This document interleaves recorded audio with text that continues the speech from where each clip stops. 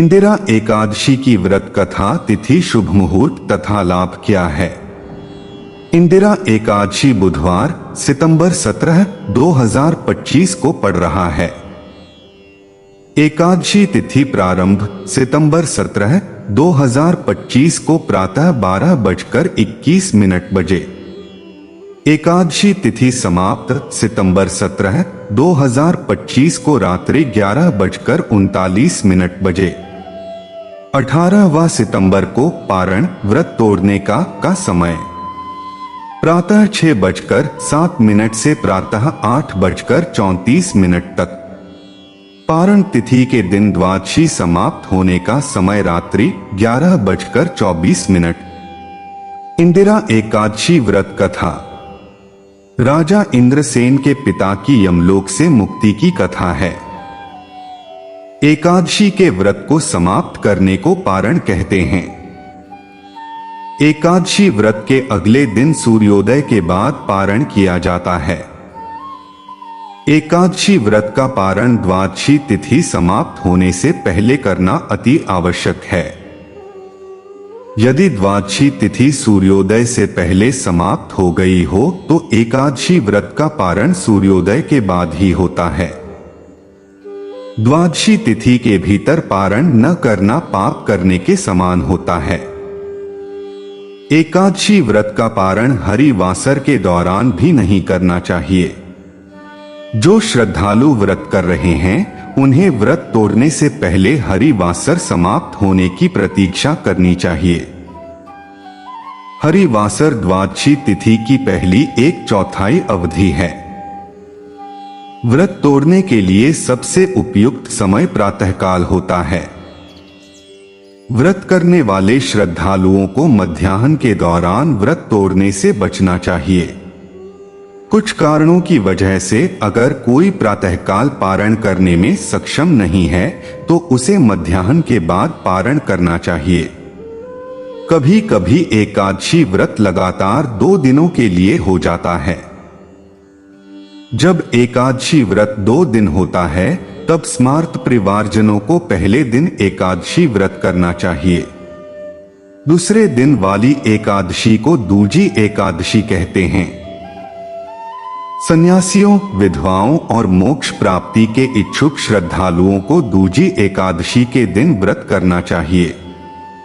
जब जब एकादशी व्रत 2 दिन होता है तब तब दूजी एकादशी और वैष्णव एकादशी एक ही दिन होती हैं।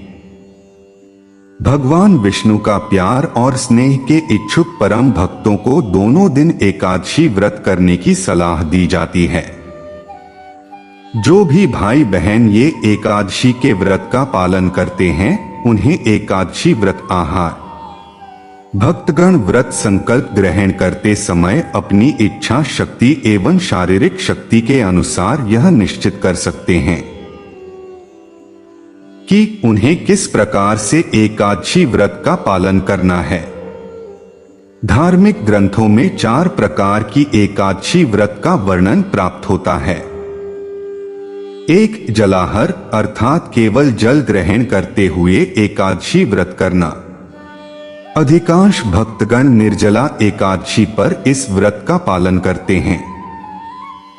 हालांकि भक्तगण सभी एकादशियों के व्रत में इस नियम का पालन कर सकते हैं। 2. क्षीर भोजी अर्थात क्षीर का सेवन करते हुए एकादशी का व्रत करना। क्षीर का तात्पर्य दुग्ध एवं पौधों के दूधिया रस से है, किंतु एकादशी के संदर्भ में इसका आशय सभी दूध निर्मित उत्पादों के प्रयोग से है। 3. फलाहारी अर्थात केवल फल का सेवन करते हुए एकादशी का व्रत करना। इस व्रत में मात्र उच्च श्रेणी के फलों जैसे आम, अंगूर, केला, बादाम एवं पिस्ता आदि को ही ग्रहण करने चाहिए तथा पत्तेदार शाक सब्जियों का सेवन नहीं करना चाहिए। 4. नक्तभोजी अर्थात सूर्यास्त से ठीक पहले दिन में एक समय फलाहार ग्रहण करना। एकल आहार में सेम, गेहूं, चावल तथा दालों सहित ऐसा किसी भी प्रकार का अन्न एवं अनाज सम्मिलित नहीं होना चाहिए जो एकादशी उपवास में निषिद्ध है।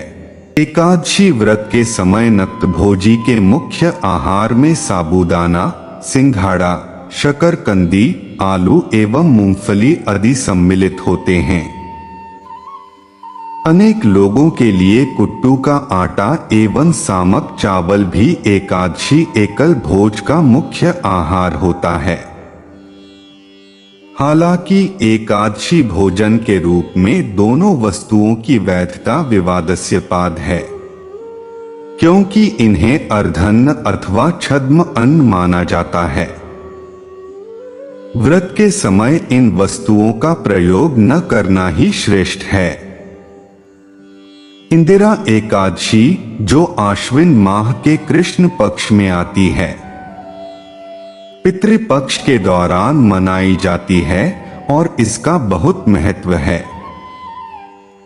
इस दिन भगवान विष्णु और माता लक्ष्मी की पूजा करने से पितरों को मोक्ष की प्राप्ति होती है और साधक को पितृदोष से राहत मिलती है। इंदिरा एकादशी के लाभ: पहला, पितरों को मोक्ष। इंदिरा एकादशी का व्रत करने से पितरों को मोक्ष की प्राप्ति होती है और वे नरक से मुक्त हो जाते हैं। दूसरा, पितृदोष से मुक्ति।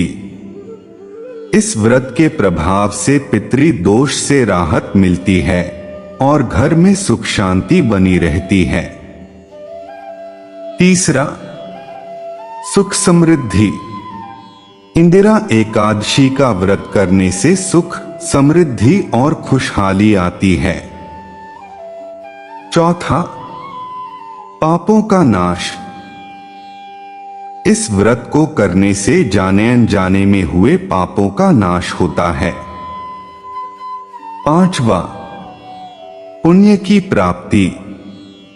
इंदिरा एकादशी का व्रत करने से पुण्य की प्राप्ति होती है और व्यक्ति को स्वर्ग लोक की प्राप्ति होती है।